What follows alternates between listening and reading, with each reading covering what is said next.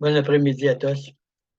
Continuons notre étude sur les 5 épreuves du désert. Ceci est le numéro 5 de cette vidéo, de ces séries, c'est-à-dire, je recommande d'écouter les 4 premières vidéos si vous ne l'avez pas fait. Ils comprennent la sortie de l'Égypte à travers la mer Rouge et on a commencé au troisième vidéo, la première épreuve dans le désert que Dieu amène à son peuple. On va relire notre texte où nous trouvons la première épreuve de 5 que Dieu met devant nous, afin que nous puissions atteindre le Jourdain pour y traverser et prendre possession de la terre promise. Nous lisons donc en Exode chapitre 15, du verset 22 à 26. Moïse fit partir Israël de la mer Rouge. Ils prirent la direction du désert de Shur. Et après 3 journées de marche dans le désert, ils ne trouvèrent point d'eau. Ils arrivèrent à Mara, mais ils ne purent pas boire l'eau de Mara parce qu'elle était amère. C'est pourquoi ce lieu fut appelé Mara. Le peuple murmura contre Moïse en disant: Que boirons-nous? Moïse cria à l'Éternel, et l'Éternel lui indiqua un bois. Il jeta dans l'eau, et l'eau devint douce. Ce fut là que l'Éternel donna au peuple des lois et des ordonnances, et ce fut là qu'il le mit à l'épreuve. Il dit: Si tu écoutes, voici l'épreuve, si tu écoutes attentivement la voix de l'Éternel, ton Dieu, si tu fais ce qui est droit à tes yeux, si tu prêtes l'oreille à ses commandements, et si tu observes toutes ses lois, je ne te frapperai d'aucune des maladies dont j'ai frappé les Égyptiens, car je suis l'Éternel qui te guérit. Note ici. Tout au long de notre étude, nous allons apprendre à nous confier sur l'Esprit de Dieu en nous pour tous nos besoins et en toutes circonstances, et surtout le besoin d'obéir à Dieu. On va voir comment ça fonctionne. Dès aujourd'hui, on commence. Souvenez-vous de ce que j'ai déjà mentionné, que si nous sommes en Christ, j'ai déjà mentionné qu'en Jean 14,6, Jésus dit: Je suis le chemin, la vérité et la vie, nul ne va au Père que par moi. Donc, si nous sommes en Christ, nous sommes dans le chemin, nous sommes dans la vérité, nous avons la vie et nous sommes en présence du Père, de notre Père céleste, ce qui nous permet de vaincre l'ennemi. J'ai déjà mentionné ceci en Apocalypse 12, 11. Jean nous dit: ils l'ont vaincu à cause du sang de l'agneau qui représente le chemin et à cause de la parole de leur témoignage qui représente la vérité, et ils n'ont pas aimé leur vie jusqu'à le craint de la mort, c'est-à-dire ils ont la vie de Christ en eux. OK? Donc, on ne craint pas la mort. On meurt à nous-mêmes, car on a la vie de Christ en nous. Et on vainc l'ennemi. Et donc, nous pouvons prendre à ce moment-là possession des promesses de Dieu dans la terre promise, en Christ. Souvenez-vous de ce que Paul nous dit en 2 Corinthiens, chapitre 1, verset 20, car pour ce qui concerne toutes les promesses de Dieu, c'est en lui qu'elle est oui, c'est pourquoi encore l'Amen, par lui, est prononcé par nous à la gloire de Dieu. Extraordinaire, hein? Oui, la terre promise nous appartient, sauf qu'il faut apprendre à la conquérir, parce qu'elle est déjà à nous en Christ. Elle nous appartient déjà en Christ. Relisons les versets 22 et 23 de ce qu'on vient de lire. Ils prirent la direction du désert de Shur, et après 3 journées, nous verrons pourquoi dans la prochaine vidéo, 3 jours dans le désert. Dieu qui les conduit, pourtant ils passent 3 jours dans le désert sans eau, c'est incroyable, hein? On verra pourquoi. De marche dans le désert, et ils ne trouvèrent point d'eau. Ils arrivèrent à Mara, mais ils ne purent pas boire l'eau de Mara parce qu'elle était amère. C'est pourquoi ce lieu fut appelé Mara. Imaginez-vous la situation. Prenez 2 secondes pour imaginer la situation.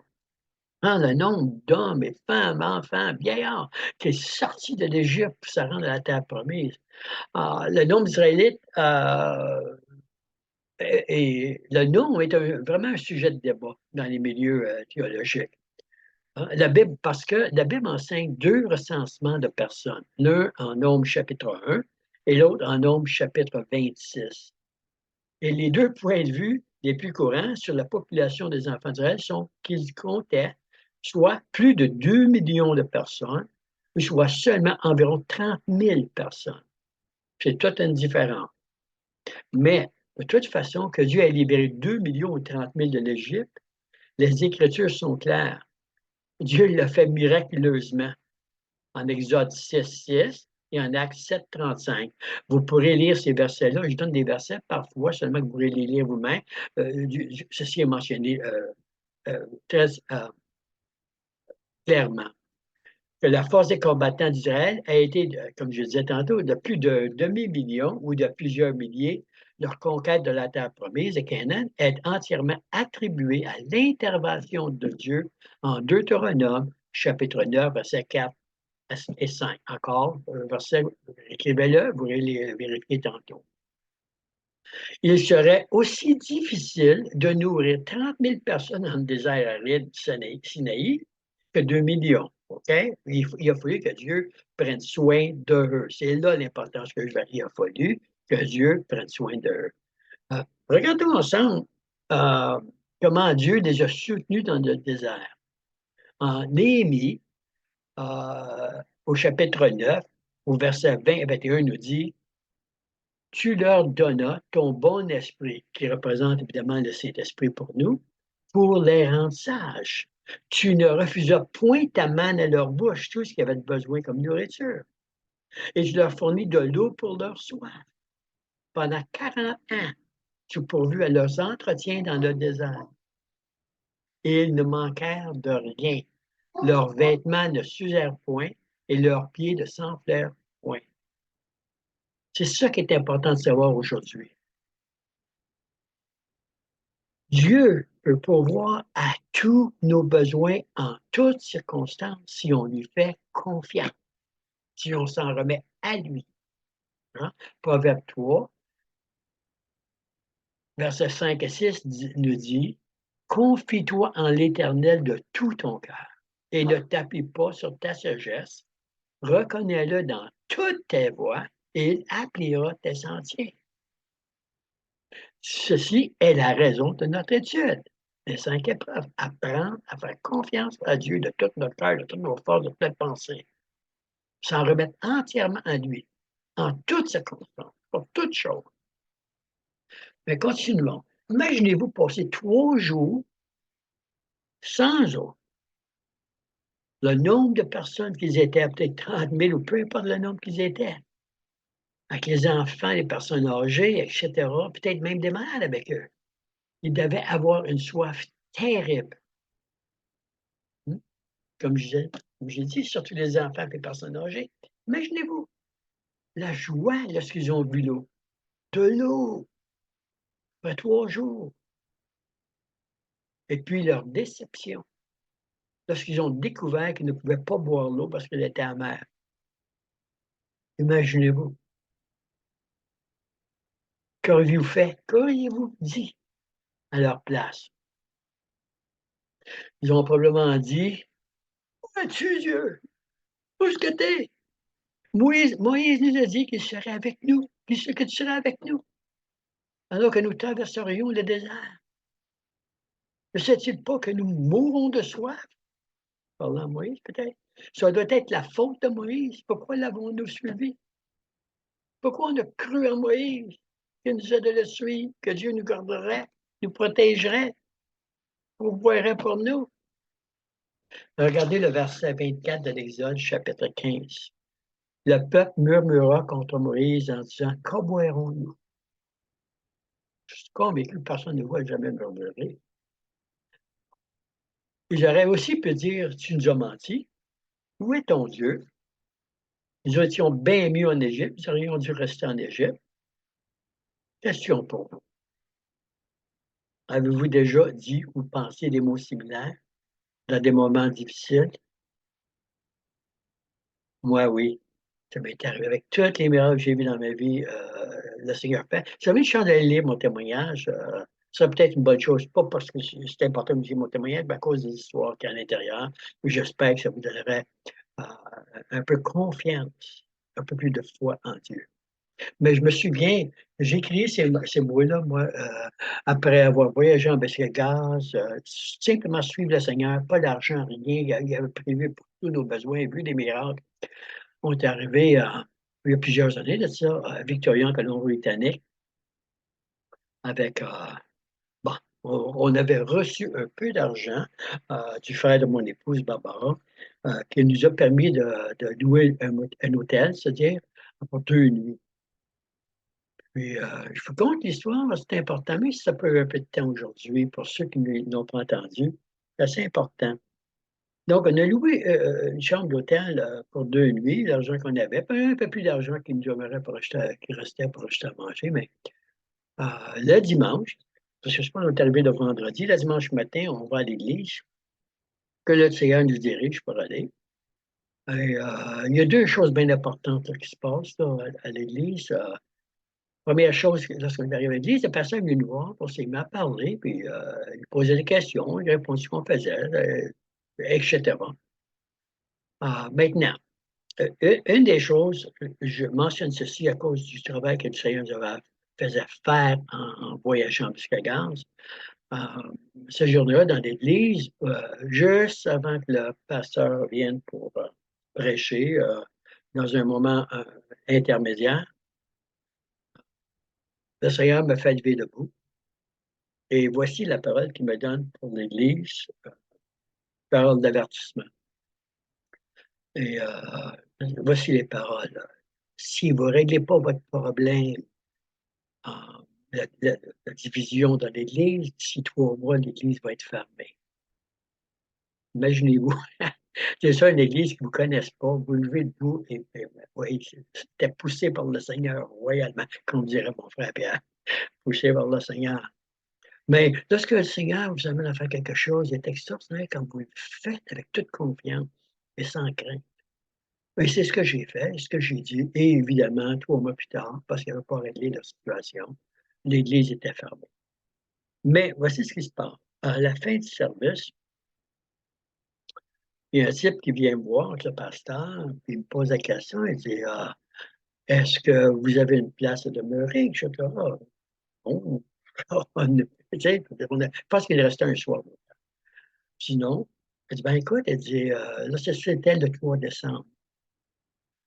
Un 3 décembre.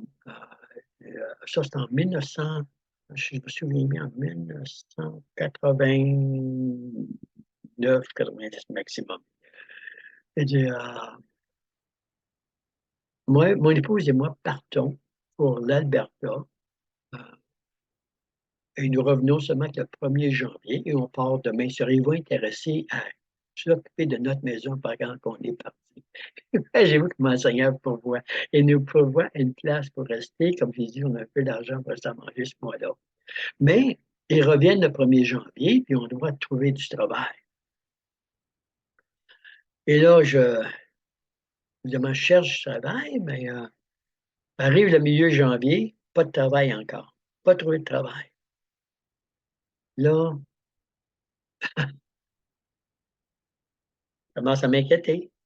Là, comme tout le monde, Seigneur, où es-tu? Qu'est-ce que tu fais, Seigneur? Tu nous as dit, tu nous as amenés ici. Qu'est-ce que tu vas faire?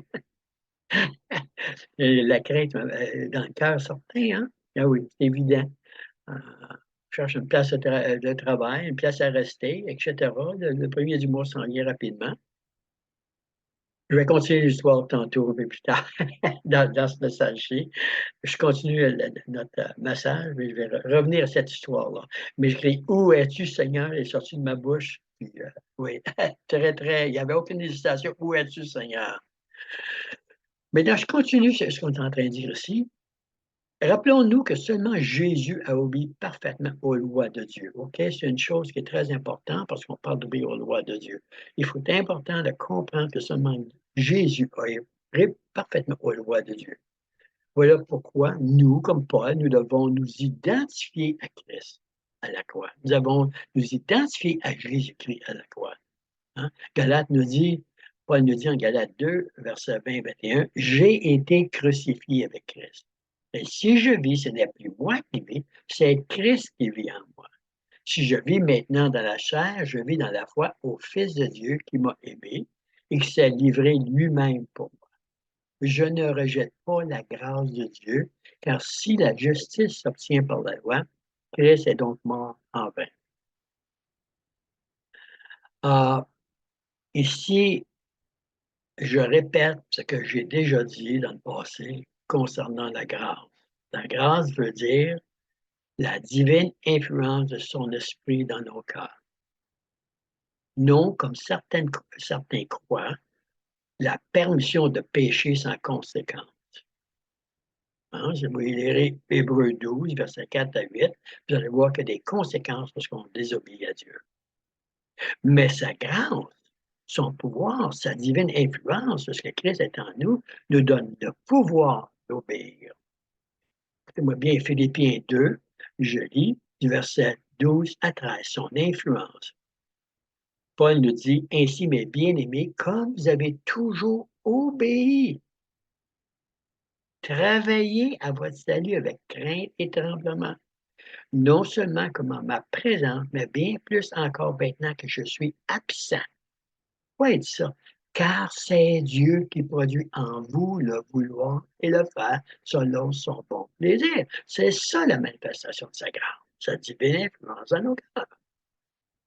En Éphésiens 2,10, Paul nous dit aussi, car nous sommes son ouvrage, l'ouvrage de Dieu, ayant été créés en Jésus-Christ pour de bonnes œuvres.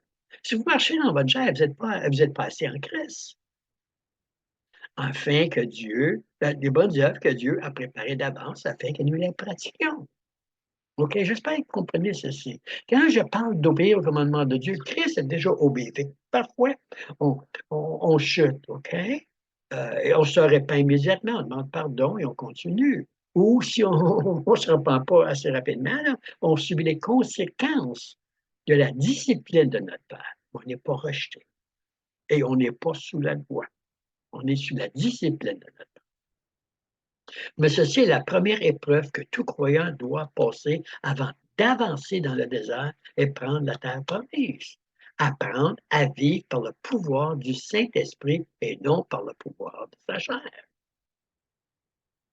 Il faut jeter le bois dans l'eau. Le bois représente la croix. Maintenant, voici comment Jésus m'a répondu. Mon Père Céleste m'a répondu lorsque j'ai dit, où es-tu, Seigneur? Qu'est-ce qu'on va faire? On n'a pas l'argent, le premier du mois s'en vient. Voici comment l'eau de sa volonté est nue douce dans ma gueule, pour moi. Au moment où je disais ça, le Seigneur a mis un portrait dans mon esprit de Meshach, Shadrach et Abednego, les trois petits enfants juifs qui ont refusé de se pencher vers la statue de Nebuchadnezzar et qui ont jeté dans la fournaise ardente, mais Dieu les a protégés dans la fournaise. J'espère qu'on connaît ça. OK? Hein? Lorsque la pensée de Meshach, Shadrach et Abednego est venue dans mon esprit, évidemment, je me suis repenti. Évidemment, j'ai compris ce que le Seigneur voulait me faire comprendre. Je ne lui faisais pas comprendre. Voyez-vous, quand je cherchais du travail, je ne disais pas à l'employeur que je voulais du travail seulement pour 6 mois. Et encore, je leur disais ce que je croyais qu'ils voulaient entendre, tout simplement de dire la vérité telle qu'elle était. En dedans d'une heure, je pense après une demi-heure, mais disons en dedans d'une heure, après m'être repenti, le téléphone sonne. C'est mon épouse qui répond. Elle me dit, Jacques, c'est pour toi. Je vais au téléphone. Voici un type. Son nom était. Euh, oh non, Edric. Euh, oui, non, je n'ai plus son premier nom. Bon, c'est pas. En tout cas, son dernier nom, c'était Edric. Il dit, moi, je m'appelle un tel. Il dit, le pasteur, il allait à l'église où j'avais été le dimanche, m'a dit que vous chercheriez peut-être du l'ouvrage. Je dis, oui. Je dis, effectivement, je cherche du l'ouvrage. Ben, il dit, voici. Le 1er janvier, puis je viens dire, je cherchais une place le 1er janvier. J'ouvre un motel. J'ai besoin d'un couple pour s'en occuper. Il y a un logement qui est à Viette, qui vient avec, et il y a un petit salaire en plus. Dieu avait déjà tout prévu. Il avait toujours prévu la provision pour nous, mais je ne lui avais pas confiance. J'ai mis ma confiance dans ma chair, dans la logique charnelle. Évidemment, j'ai été influencé par un esprit de doute. Oh, l'esprit de doute est toujours aux côtés de nous. Vous emmenez le doute dans nos cœurs, à la parole de Dieu. Et j'aurais donc pu manquer ce que j'appelle péché, ce qui s'appelle manquer la marque, de voir la gloire de Dieu se révéler. Rappelez-vous que péché veut simplement dire venir à cause de la gloire de Dieu. Okay? Donc, de manifester la gloire, les vertus, la bonté de Dieu dans ma vie. Mais sa grâce m'a remis sur la bonne route pour recevoir sa bénédiction.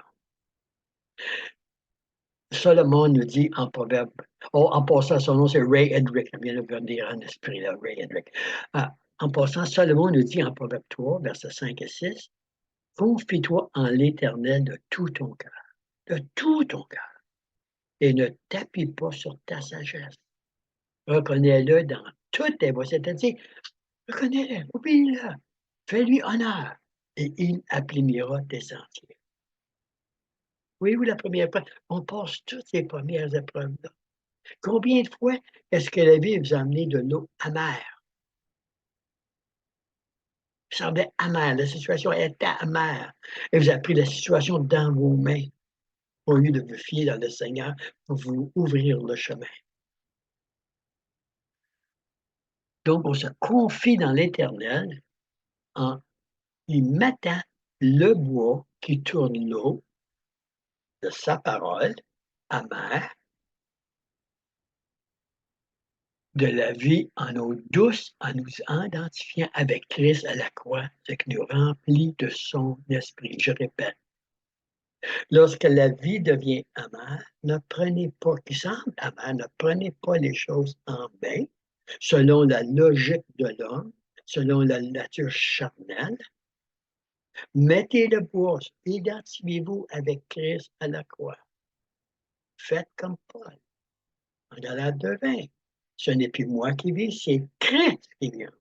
Et la vie que je vis quoi? Par la foi à celui qui m'a aimé, qui est mort pour moi. Lisons Jean 7, 27 à 30. Le dernier jour, le grand jour de la fête, Jésus, se tenant debout, s'écria, si quelqu'un a soif, avez-vous soif? Qu'il vienne à moi et qu'il boive. Celui qui croit en moi, des fleuves d'eau vive couleront de son sein, comme dit l'Écriture. C'est bien le verset 39 maintenant. Il dit cela de l'Esprit qui devait recevoir ceux qui croiraient en lui. Car l'Esprit n'était pas encore, parce que Jésus n'avait pas encore été glorifié à la croix. C'est ici ce que je viens de dire. Je ne sais pas ce qui vous arrive dans votre vie présentement. Je ne sais pas les situations qui sont là devant vous. Mais ce que je vous dis, mettez la croix, mettez le bois, mettez l'arbre dans le dos de votre vie, dans votre circonstance de votre vie. Mettez l'arbre. Repentez-vous. Demandez-lui pardon comme je l'ai fait. Demandez-vous demandez-lui de vous révéler la situation. Et remettez, dites-lui pas de quoi faire. Remettez-vous simplement entre ses mains et la situation entre ses mains. Et laissez le Seigneur ouvrir les portes pour vous diriger selon la nécessité. Dans la prochaine vidéo, et le dernier sur la première épreuve, nous allons voir le repos que nous donne la présence de l'Esprit de Christ dans nos cœurs. Repos qui nous permet de prendre la terre promise. Laissez-moi prier. Père, je te remercie de cette première épreuve qui nous amène à confier en toi. Tu as la réponse pour toutes les circonstances de la vie. Seigneur, je demande que tu me pardonnes, que tu nous pardonnes. lorsqu'on manque de foi en toi. Seigneur, on ne veut pas se faire leurrer par l'ennemi qui nous convainc d'utiliser les moyens charnels dans la vie, mais de te faire confiance. Car je sais que lorsque nous faisons confiance, ton royaume, lorsque nous marchons dans ta justice, la paix et la joie remplissent nos cœurs. Merci, Père, de nous donner ces révélations. Merci de nous donner les épreuves où l'on peut voir où nous sommes rendus dans notre marche pour la prise de la terre promise, pour y construire la nouvelle Jérusalem dans laquelle tu habites. Sois glorifié dans nos vies. Dans le nom de Jésus. Amen et Amen. Je sais que des fois, lorsque je parle, je m'embouteille dans mes paroles. J'espère que ça ne vous dérange pas trop. Et je vous souhaite une bonne journée à tous. Au prochain vidéo.